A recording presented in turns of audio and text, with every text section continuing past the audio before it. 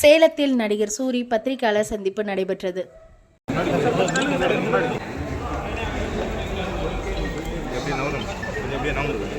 நிறைய விஷயங்கள் உங்கள் ஃபேமிலியில் இந்த படம் ஞாபகப்படுத்தும் அப்படின்னு சொல்லியிருந்தோம். அது இன்றைக்கி எல்லாமே நீங்கள் கண்கூட பார்க்குறோம். நீங்கள் படம் பார்த்துட்டு நீங்கள் எல்லாமே பார்த்துருப்பீங்க. படம் பார்த்துட்டு ஆடியன்ஸ் வெளில வரவங்க எல்லாருமே இந்த குழந்தைலேருந்து எல்லாமே அவங்க லைஃப்பை கனெக்ட் பண்ணிக்கிறாங்க.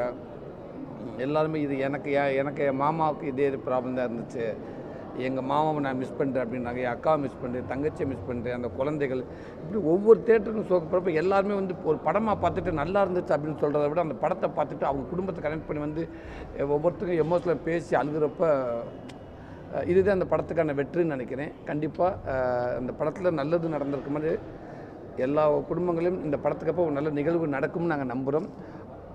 அப்படி நடக்கிறப்ப இந்த படத்துக்கான மிகப்பெரிய ஒரு மரியாதை இருக்குன்னு நினைக்கிறோம். ஸோ அதுக்கு தான் எனக்கு சேலத்துக்கு வந்திருக்கேன். எல்லாமே காமெடி ஆக்டர்ஸ் எல்லாமே ஹீரோவாக நடிக்கிறது வரவேற்கக்கூடியதாக இருக்குது. ஆனால் அந்த காமெடி ஆக்டர்ஸ் ஒரு வெற்றிடம் ஏற்பட்டுருக்கிறதா சொல்கிறாங்க திரைப்படத்தில், அந்த திரைத்துறையில். நீங்கள் மீண்டும் காமெடிக்கு போகிறதுக்கு வாய்ப்பு இருக்கா, இல்லை அந்த வெற்றிடம் இருக்குன்னு நீங்கள் ஒத்துக்கிறீங்களா?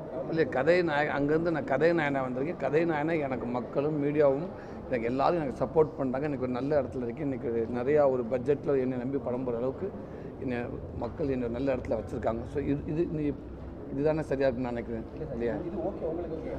இல்லை, அடுத்தடுத்து இல்லை காமெடிகளை பஞ்சம்லாம் கிடையாது.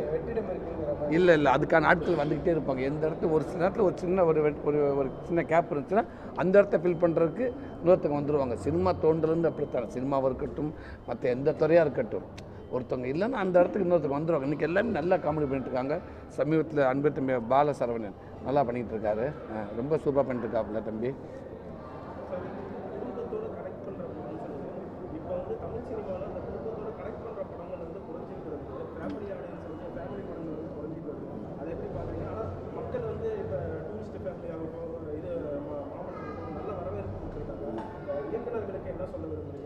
இல்லை, அதுதான் எல்லா விதத்திலும் ஒவ்வொரு சேனல்லையும் படம் வந்துக்கிட்டு தான் இருக்கிற மக்களை வரவேற்றுக்கிட்டு தான் இருக்காங்க. எத்தனை படங்கள் எந்த மாதிரி படங்களை கொடுத்தாலும் குடும்ப படங்களுக்கு எப்போயுமே நம்ம தமிழ் மக்கள் அது அதிகமாக நம்ம குடும்பங்கள் நம்ம தாய்மார்கள் வரவேற்கிறாங்க. அதில் கடைசியாக நீங்கள் சொன்ன இப்போ டூரிஸ்ட் ஃபேமிலி நல்லா போச்சு. இப்போ மாமன் வந்து நம்ம பயங்கரமாக கொண்டாடுறாங்க. கண்டிப்பாக அந்த மாதிரி படங்கள் நம்ம கொடுக்க மக்கள் நம்மளுக்கு அதுக்கான மரியாதை கிடச்சிக்கிட்டே தான் இருக்கும்.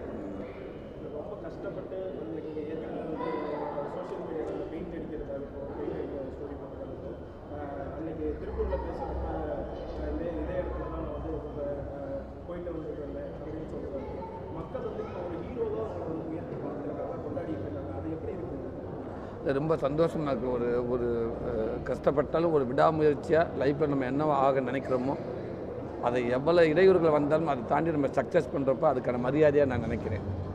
அதுக்கு தான் இன்றைக்கி மக்கள் என்னை கொண்டாடுறாங்க. கண்டிப்பாக என் மேலே வச்சுருக்க பாசத்துக்கும் நம்பிக்கைக்கும் கண்டிப்பாக ஒரு நடிகனாக நான் ஒரு நல்ல படங்கள் அவங்களுக்கு கொடுத்துக்கிட்டே இருப்பேன்னு நினைக்கிறேன்.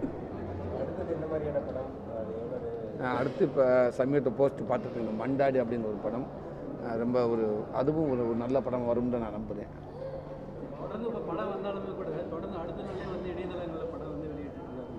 இல்லை, அது என்னமோ தெரியல, அது ஆரம்பத்திலேருந்து அது நடந்துக்கிட்டே தான் இருக்குது. அதுக்கான ஒரு சரியான ஒரு முடிவு கிடைச்சா நல்லாயிருக்கும். எல்லாம் எவ்வளோ ஸ்ட்ரிக்டாக இருந்தாலும் அதை தாண்டி அந்த படங்கள் எப்படி தான் வெளியிடுறாங்கன்னே தெரியல. ஒன்று மக்கள் பார்க்கக்கூடாது, மக்கள் அதை வரவேற்கக்கூடாதுன்னு நினைக்கிறோம். இல்லை, எல்லாம் முயற்சி எடுக்காங்க. கவர்மெண்ட்டும் சரி, நடிகர் சரி, எல்லாம் முயற்சி பண்ணுறாங்க. அதை தாண்டி சிலது வருது. இன்னும் கூடுதலாக இதுக்கு புதுசாக ஒரு வழிவகுத்து இதை 100% முழுமையாக இதை ஸ்டாப் ஆக்குறா நல்லாயிருக்கும். பார்ப்போம், நம்புவோம்.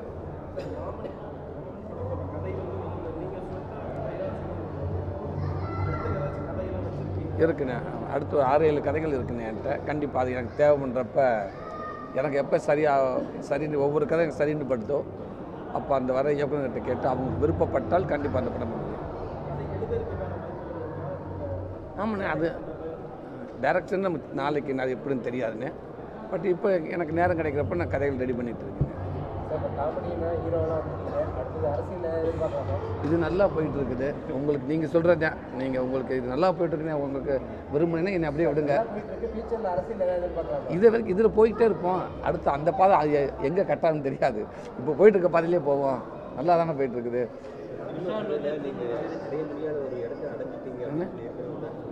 சினிமா துறையில் வந்து நீங்கள் அடைய முடியாத ஒரு இடத்துல அடைஞ்சிட்டு இதுக்கப்புறம் எனக்கு எதுவுமே கிடையாது அப்படின்னு ஒரு வார்த்தை சொல்லியிருக்கீங்க.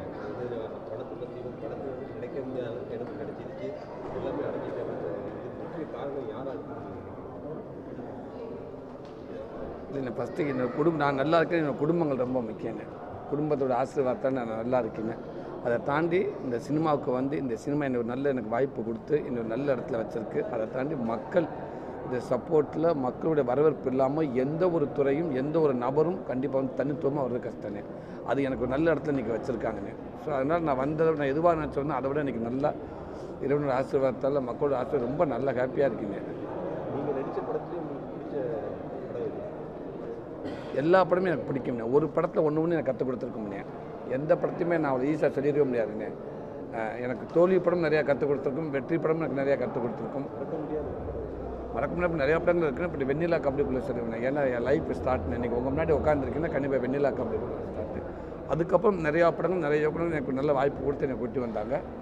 அதுக்கப்புறம் வெண்ணிலா கபடிக்குள்ளுக்கு அப்புறம் விடுதலைன்னு, விடுதலைக்கு முன் விடுதலைக்கு பின் அப்படின்ற மாதிரி. அதுக்கப்புறம் ஒரு ஸ்டேஜுக்கு அப்புறம் வந்து விடுதலைங்கிற படத்தை இன்னொரு வேறு ஒரு கதை நாயகனை ஆக்கி விட்டுருக்கேன்.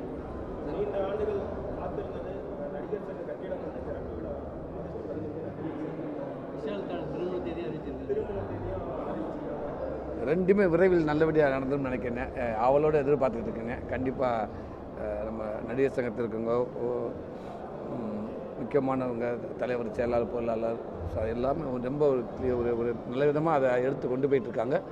சீக்கிரம் நீங்கள் அவங்க சொல்கிற மாதிரி ஒரு திறப்பு விழா வரும்.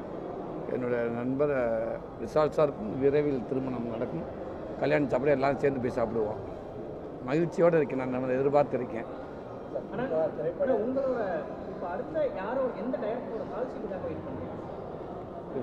எந்த டைரக்டரோட கால் ஷீட்டுக்காக வெயிட் பண்ணுறீங்க? இவர்கிட்ட நான் ஒர்க் பண்ணணும் நெக்ஸ்ட்டு கதைநாயகன் அப்படி நான் கதைநாயகன் எல்லா டேரக்டர் தானே எனக்கு பிடிக்கும். இன்றைக்கி புதிய இயக்குனர்கள் பயங்கரமாக சக்ஸஸ் கொடுக்குறாங்கண்ணே. பெரிய இயக்குனர்கள் சக்ஸஸ் கொடுக்குறாங்க. எனக்கு யாரை வச்சு என்னை வச்சு பண்ண சரியாக்குனாக்காங்களோ நான் ரெடியாக இருக்கேன். இல்லை புது இயக்குநர்களுக்கு இப்போ ஃபஸ்ட்டாக பண்ணுறவங்களுக்கு வாய்ப்பு கொடுக்கறதுக்கு நீங்கள் ரெடியாக இருக்கீங்க? கண்டிப்பாக கண்டிப்பாக.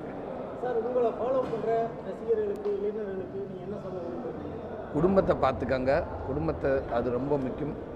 குடும்பத்தை தாண்டி எந்த ஒரு விஷயமா இருந்தாலும் நீங்கள் அதில் கவனமாக இருங்க.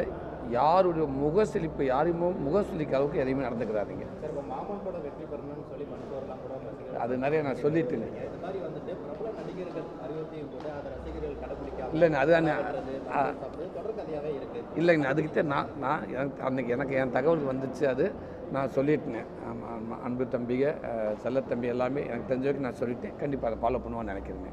உங்களை மாதிரி பல பிரபல நடிகர்கள் சொல்லிட்டு தான் இருக்கிறாங்க. ஆனால் வந்து ரசிகர்கள் வந்து அதை கடைபிடிக்காம அவங்க அன்போடு பண்ணுறாங்கன்னு கண்டிப்பாக அது அவங்க தெரியும்னு எல்லாத்துக்கும். யாரும் வந்து இதை பண்ணுங்கன்னு யாரும் சொல்கிறது இல்லைன்னு.